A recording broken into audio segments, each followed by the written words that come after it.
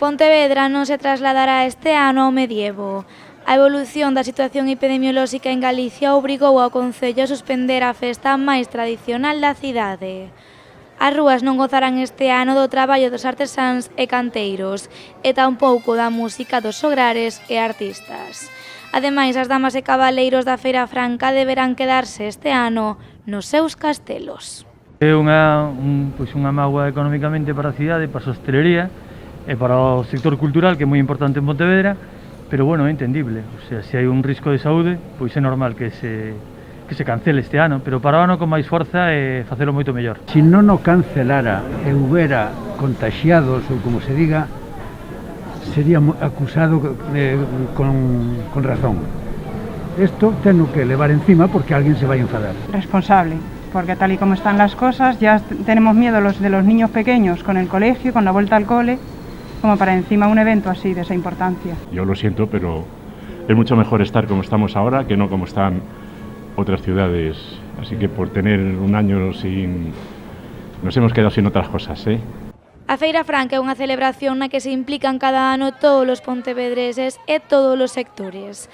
Esta é a imaxe que deberían estar vivindo a estas alturas do ano os comercios da cidade. Así é todo este verán a situación é moi distinta.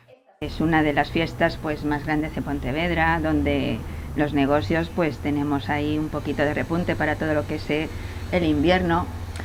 Nosotros hacemos el diseño todo el año y estamos trabajando para esta fiesta.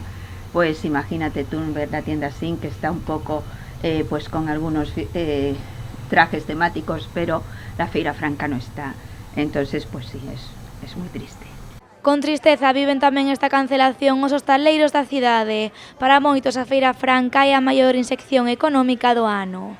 Económicamente, claro que afecta moito o que é tema económico, porque estaban falando que hai moita xente que comía na calle, unha festa da calle, unha festa que se fai na calle de Pontevedra e que se disfruta na calle.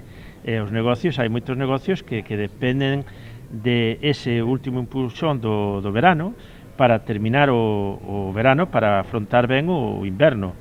Bueno, pues este ano hai que reciclarse un pouco e vivir sin o que é a Feira Franca. É o remate final da temporada, fai tamén que se alargue un pouquinho a temporada, porque mentalmente no subconsciente da xente, agora o verano non acaba hasta que acaba a Feira Franca, antes era un pouco eso mismo coa Peregrina, que un mes antes. En ese sentido sí que é verdade, pero claro, unha festa que se basa prácticamente na participación da xente. Neste caso, evidentemente a situación non o permite. Estaba esperado. Todo o mundo contaba que se iba a cancelar. Nadie pensaba, eu creo que nadie tiña en realidade afrontado que se iba a facer. Todo o mundo sabía ou daba por feito que non se iba a celebrar. Canceláronse San Fermín, cancelouse Peregrina, cancelouse o Santiaguiño do Burgo. Isto non iba a ser menos. Antes que camareros somos pais e fillos. Este ano non poderemos estrear novos traxes e vestidos medievais, pero Pontevedra agarda xa con ganas a próxima edición da Feira Franca. Es lo único que pido, por favor, que este virus se vaya y que podamos estar ahí.